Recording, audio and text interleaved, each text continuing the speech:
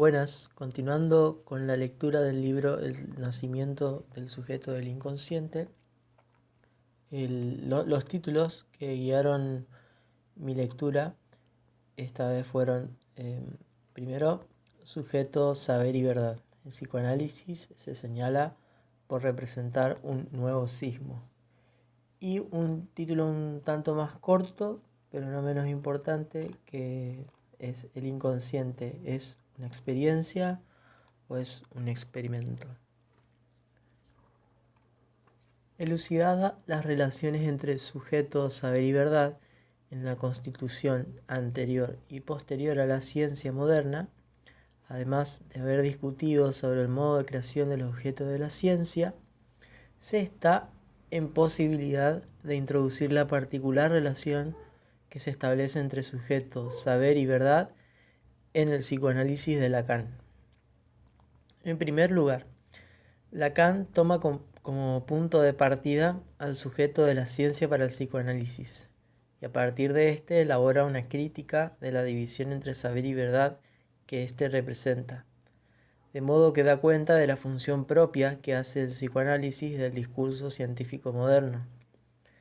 Ya se ha citado que el sujeto sobre el que operamos en psicoanálisis no puede ser sino el sujeto de la ciencia, afirma Lacan en La ciencia y la verdad de 1966. En relación a esta cita, se puede leer en Subversión del sujeto y dialéctica del deseo en el inconsciente freudiano de 1960, la inclinación de Lacan por restituir, en lo que respecta a la división entre saber y verdad, a esta última. Interesados en esa frontera sensible de la verdad y del saber, en esa frontera algo se ha movido. Es tal vez allí donde el psicoanálisis se señala por representar un nuevo sismo.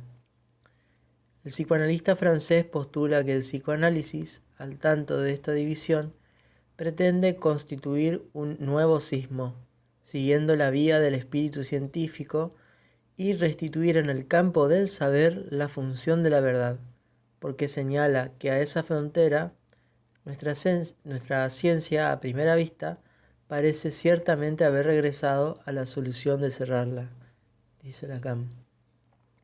Ya en un texto anterior a los demás, Más allá del principio de la realidad, de 1936, señalaba: la verdad, en su valor específico, permanece extraña al orden de la ciencia.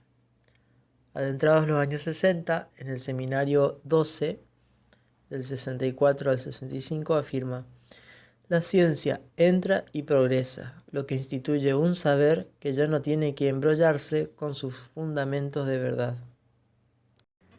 Ahora bien, ¿de qué modo la verdad vuelve a ingresar en el campo del saber científico, específicamente del psicoanálisis? En principio, esta cuestión es muy general y podrían elegirse múltiples maneras de abordarlo, pero se podría empezar por interrogar qué es lo que constituye una experiencia en el psicoanálisis, teniendo en cuenta que este tópico ha sido relacionado de forma íntima cuando se discutía en párrafos anteriores el valor de la misma en relación al saber y la verdad. Bonoris parte de Freud en torno a una cosmovisión científica, fechado en 1932, ya en los últimos 7 años de la vida de Freud, donde explicita su posición científica. Dice: el pensar científico se empeña por mantener cuidadosamente alejados los factores individuales y las influencias afectivas, variando deliberadamente ciertos experimentos. Aísla las condiciones de esas experiencias nuevas. Su afán es lograr la concordancia con la realidad. Y en Sobre el psicoanálisis, de 1911, afirma: el psicoanálisis no es hijo de la especulación, sino del resultado de la experiencia. Tomando las citas de Freud, se puede leer un posicionamiento que considera valores psicológicos, personales y afectivos en la experiencia de lo que debe estar advertido el científico en su búsqueda de sostener la concordancia con la realidad. De este modo, habría una realidad psicológica u engañosa que podría afectar lo que se percibe de la realidad propiamente dicha. Dice Freud, somete a riguroso examen la certeza de las percepciones sensoriales sobre las que edifica sus inferencias, afirma en torno a una cosmovisión. Además, cuando señala el carácter no especulativo del psicoanálisis, podría pensarse que el anclaje o límite de la experiencia psicoanalítica es la realidad. Dice Freud, el fundamento de la ciencia sobre el cual descansaría todo, lo es más bien la sola observación. Afirma en Introducción del Narcisismo, en 1914. Esta posición epistemológica podemos leerla en afinidad con las ciencias empíricas y biológicas, teniendo en cuenta que Freud se formó como neurólogo en la Viena del siglo XIX, una época marcada por una característica particular. Cito de un texto en base a lecturas de otro Lacan, de Alfredo Edelstein, lo que se conoce como Universitas Literarum, que fue un ideal de época de las universidades alemanas que remite a ideas de fines del siglo XIX, que amalgaman la naturaleza, la filosofía, la poesía y la religión. Esto implica al psicoanálisis siendo colindante de la biología, dominada por la medicina y la psiquiatría, y de las prácticas del espíritu, filosofía y religión. Con estas mantuvo un debate en diferentes niveles, porque respecto de la biología de su época, se puede deslindar el problema del método científico positivista y la preponderancia de la experiencia por sobre la razón. En cambio, con la filosofía y la religión, sostuvo el debate en torno a las cosmovisiones que éstas producían y su marcada construcción especulativa. Sin embargo, no habría que tomar esto de un modo tajante en lo que respecta a la posición científica que heredó, ya que Freud produjo una revolución epistemológica a partir del sentido del descubrimiento del inconsciente. Lo que habría que considerar es que esto implicó para él un camino de obstáculos que lo pone al frente de sus contradicciones intelectuales y afectivas. Me parece interesante considerar que el inconsciente tiene como función una amplitud que supera al investigador. Es decir, no puede saber de antemano los efectos o resultados que puede tener su aplicación. Se está siempre en un incipiente camino de reelaboración de los marcos epistemológicos heredados, y no se podría llegar nunca a un estadio de perfección y coherencia total, pero sí debe ser una aspiración y una búsqueda para el psicoanalista. El inconsciente no es resultado de ninguna experiencia, y tiene su correlato con la ruptura con el saber médico de la época, en relación al tratamiento de las histerias, porque ni la medicina ni la psiquiatría podían superar la nosología de este padecimiento, y hallar una solución. Es más, se cuestionaba si era verdad el sufrimiento de estas personas, porque no se encontraban causas en el cuerpo. Continuando con la lectura, el siguiente título que se me presentó fue ¿El inconsciente es una experiencia o un experimento? La pregunta que sobreviene es si el inconsciente no es resultado de la experiencia, ¿de qué es? Considero que habría que retomar de una de las citas a Freud lo siguiente: variando deliberadamente ciertos experimentos. Lo que se enuncia es que el psicoanálisis también sería un experimento. ¿De qué tipo?